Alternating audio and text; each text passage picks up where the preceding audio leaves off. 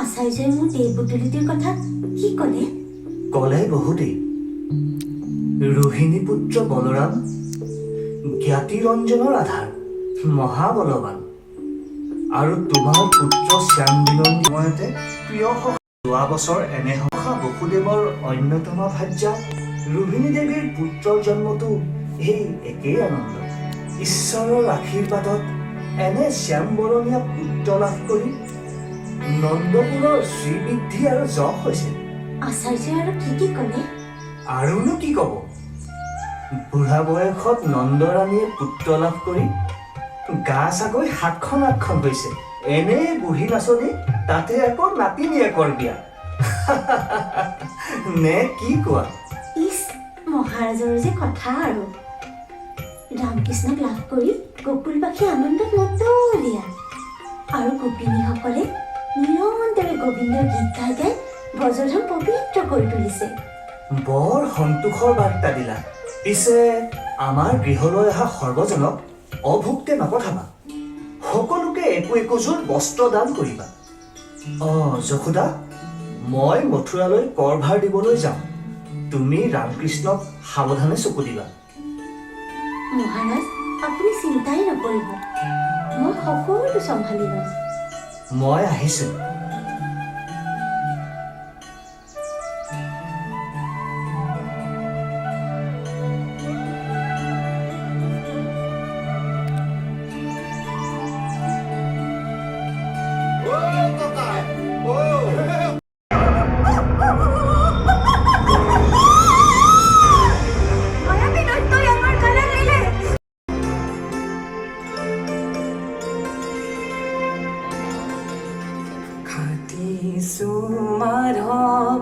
আহিলা ৰাণীয়াল, তুমি কৈছিলা নহয় প্ৰমাণ দিবলৈ। এয়া চোৱা। কানাই, তুমি গোৱালি আইহঁতৰ ঘৰত দধি চুৰ কৰি খাইছা? নাই আই, মই দহি চুৰ কৰি খোৱা নাই। কিন্তু তোমালোক দুইটাৰ মুখত দধি যে? গোৱালীসকলে মোৰ মুখত দধি সানি তোমাৰ ওচৰলৈ লৈ আহিছে। আমি মধুবনলৈহে গৈছিলো, নহয়নে সখীসকল? ব্ৰাহ্মণ ভিক্ষাৰী আহিছে, তেওঁক ভিক্ষা দি সন্তুষ্ট কৰা। তেওঁক দেখাত ব্ৰাহ্মণ যেন লাগিলেও তেওঁক মই সেই কাশীত লগ পোৱা মহাদেৱ শিৱ যেনে লাগিছে। যথাবিহিত শিক্ষাদান দি সন্তুষ্ট কৰা যশোদা।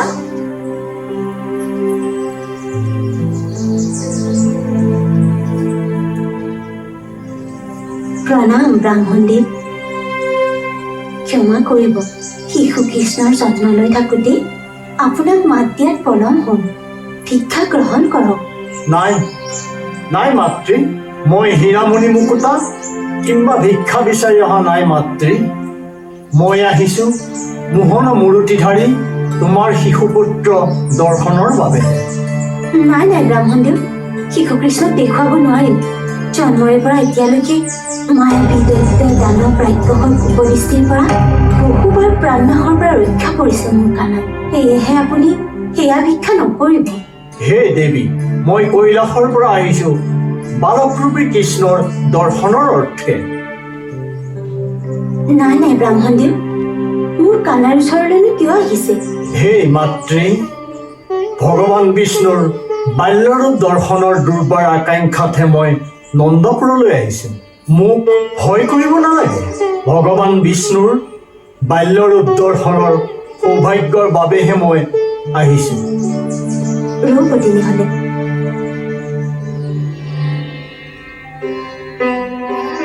আজুমাতা, আজুমাতা। কোৱা যশোদা। আজুমাতা, আপুনি এখন লওক। ব্ৰাহ্মণদেৱে কানাইক দৰ্শন কৰিবলৈ বিচাৰিছে।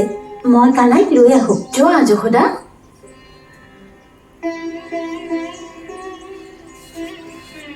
ব্ৰাহ্মণদেৱ, এয়া শিশু কৃষ্ণ।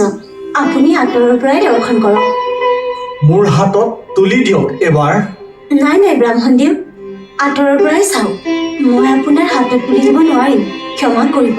তেন্তে তেন্তে চৰণ স্পৰ্শই কৰোঁ। হে প্ৰভু, এয়া কি দেখিছোঁ? যুগ জিয়ক প্ৰভু।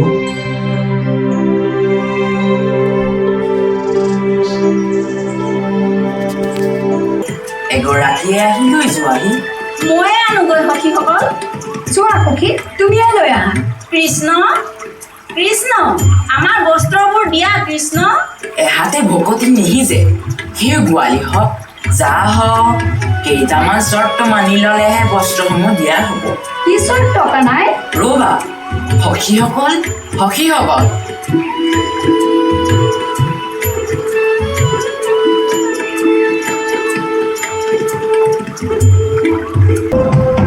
আহা পিন্ধা।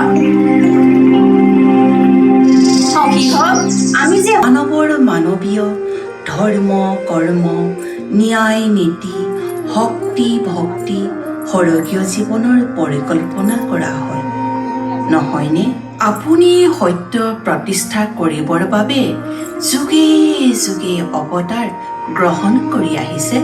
দেৱী, ব্ৰজবাসীয়ে কৃষ্ণ ভক্তিত গদগদ হৈ মানৱ ৰূপে সেইসকলৰ লগতে একাত্মবোধেৰে গীত গোবৰ্ধন আৰু ভূ পূজাৰ কাৰণেহে নৈবেদ্য আনিবলৈ কৈছে। কৃষ্ণৰো কিন্তু অনেক যুক্তি।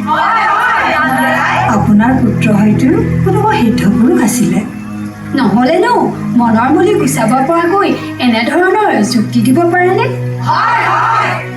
আমাৰো হৃদয়ত জ্ঞানৰ বন্তি গছি যেন জ্বলি উঠিছে।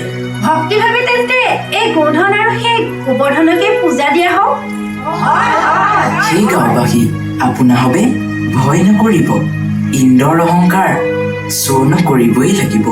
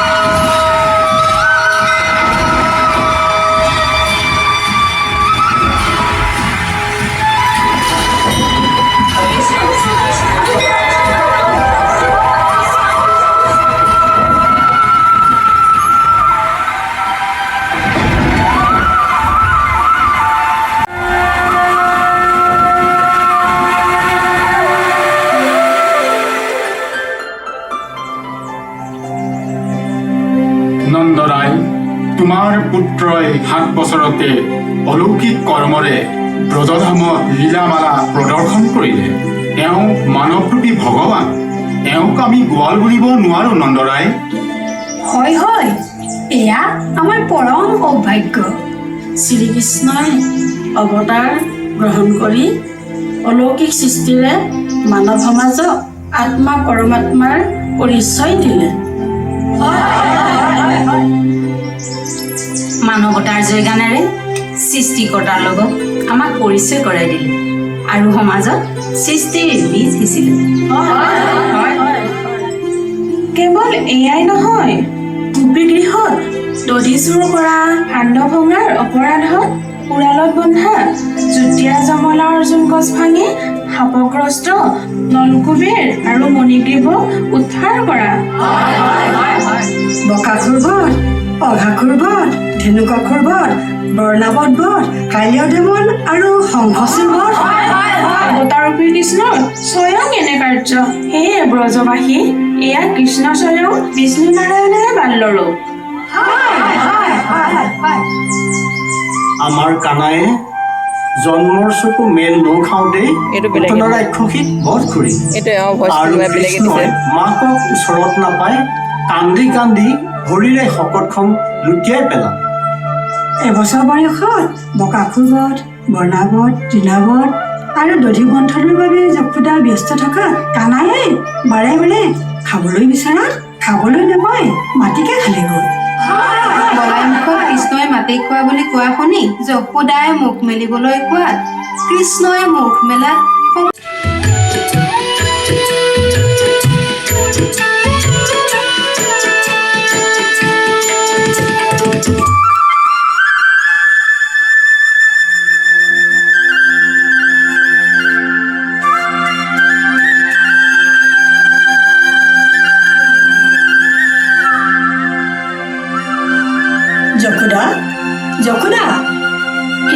কানাই প্ৰণাম। ৰাধা, কানাই কানাই কানাই এইফালে আহচোন। গৈছো আই। কানাই, এয়া ৰাধা। আই পৰিচয় পাইছো। আই আমি নহলে বাটিকাতে অকমান খেলোগৈ। ঠিক আছে, খেলাগৈ। ৰাধা, যোৱা বাটিকাতে কৰিলো খেলাগৈ। ব'লা ৰাধা। কৃতিকাই, আহক কৃতিকাই।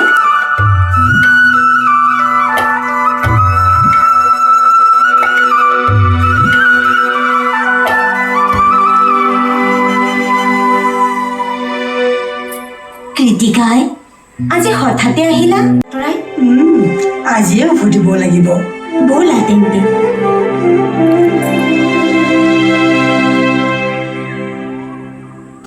তুমি ৰৱালপুৰৰ ৰজা বৃষভানুৰ কন্যা মই ৰাধা নগৰলৈ বুলি আই কৃতিকাৰ লগত আহি নন্দ ৰজাৰ হাউলিত সোমালো। কানাই, কোৱা ৰাধা। তোমাৰ বংশীধ্বনিয়ে মোক বৰকৈ মোহিলে। পুনৰ বজোৱাচোন। শুনা তেন্তে ৰাধা।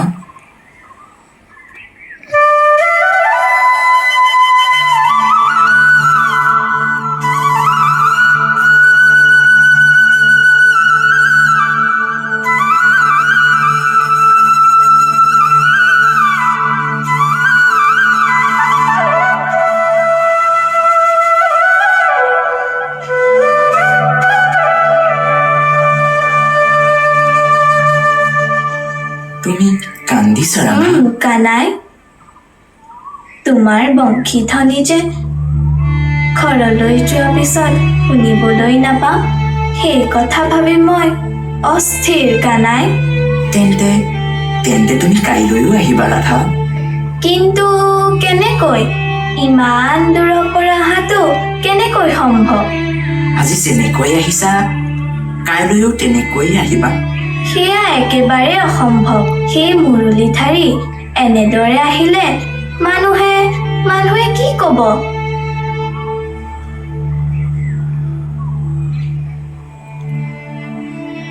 অন্ধবিশ্বাস, সংকীৰ্ণ মন, কুসংস্কাৰ পৰিহাৰ কৰা ৰাধা। মই কদমৰ তলত বংশীধ্বনি কৰা শুনিলে তুমি আহি যাবা ৰাধা। নাই নাই কানাই, মোৰ ভক্তি, মৰম, স্নেহ, প্ৰেম সকলো তোমাতে সঁপি দি হৃদয়ৰ মাজত তোমাৰ স্থিতি উপলব্ধি কৰিম। কিন্তু সমাজৰ বান্ধোন আওকাণ কৰিব নোৱাৰো। কানাই, তেন্তে হ'ব। শাৰদীয় পূৰ্ণিমাৰ সেই মহাক্ষণলৈ বাট চোৱা, তেতিয়াই লগ পাম। গোপী সমন্বিতে ৰাসকেলি কৰাৰ সময়ত। এতিয়া যোৱা ৰাধা।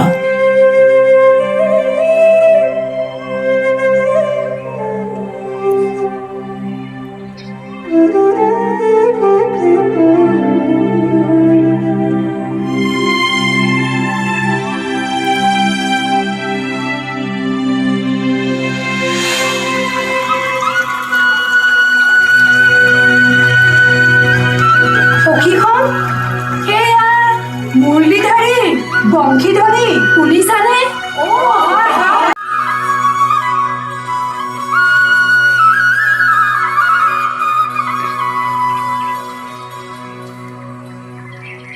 কানাই, তুমি এই সময়ত ইয়ালৈ কেতিয়া আহিলা? সেই মুৰলীধাৰী তোমাৰ এই বংশীসুৰৰ ধ্বনি শুনি মই নিজকে পাহৰি আহি কেতিয়ানো তোমাৰ কাষ পালোহি ক'বই নোৱাৰিলো। তুমিও শিকিবানে? হয় মুৰলীধাৰী, মই শিকিম। আজি মোক বংশী বজাবলৈ শিকাই দিয়াচোন। হ'ব বাৰু।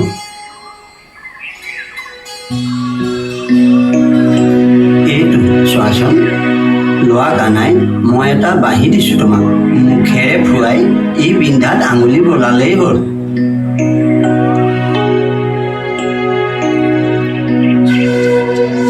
নাই মুৰলীধাৰী, মই পৰা নাই। মোক ভালকৈ শিকাই দিয়াচোন। সাৰে গা মা পা ধা নি সা, এনেকৈ একেৰাহে এই স্বৰকেইটা বজাব লাগিব।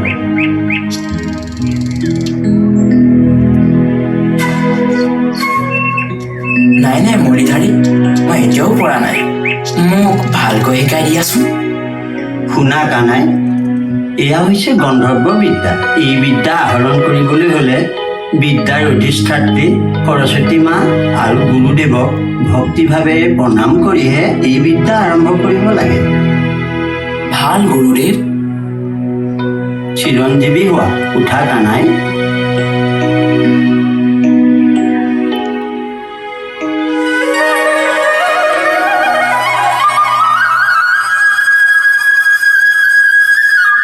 বাহ, কি অপূৰ্ব, অদ্ভুত বালক। তেওঁ সাধাৰণ বালক নহয়।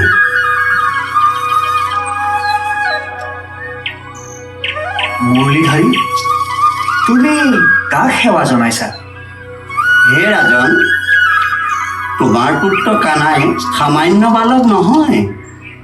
এওঁৰ বংশীধ্বনিৰে পৃথিৱীত শান্তি নিজৰা বোৱাব। এওঁ বংশীধ্বনিৰ মায়াজালেৰে মোক আবদ্ধ কৰিছে। যি বংশীসুৰৰ মহাকৰ্ষণ শক্তিয়ে যুগে যুগে মানৱ জাতিক আকৃষ্ট কৰি ৰাখিব। কানাই, ব'লা, তোমাক মাতৃয়ে বিচাৰি ফুৰিছে। ব'লা পিতা। ভাল গুৰুদেৱ, আশীৰ্বাদ কৰিব। চিৰঞ্জীৱী হোৱা। ব'লা পিতা। সখীসকল, ইন্দ্ৰক কিয় পূজা দিব লাগে? পিতা, ইন্দ্ৰক কিয় পূজা দিব লাগে? এয়া আমাৰ পূৰ্বপুৰুষৰ পৰম্পৰা। ইন্দ্ৰক পূজা নিদিলে বৰষুণ নহয় আৰু তেতিয়া খেতি বাতিও নহ'ব। অতি আচৰিত পিতা, মই একোকে বুজা নাই।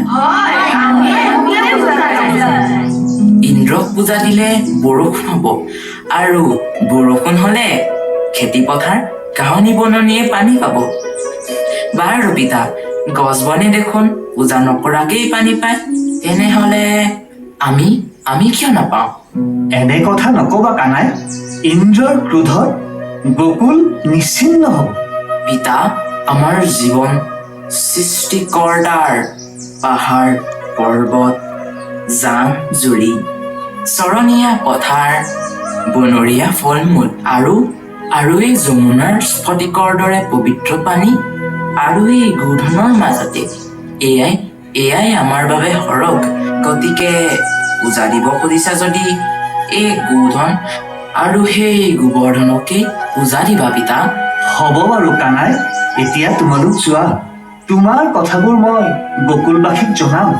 যোৱা, এতিয়া তোমালোক যোৱা। ভাল পিতা।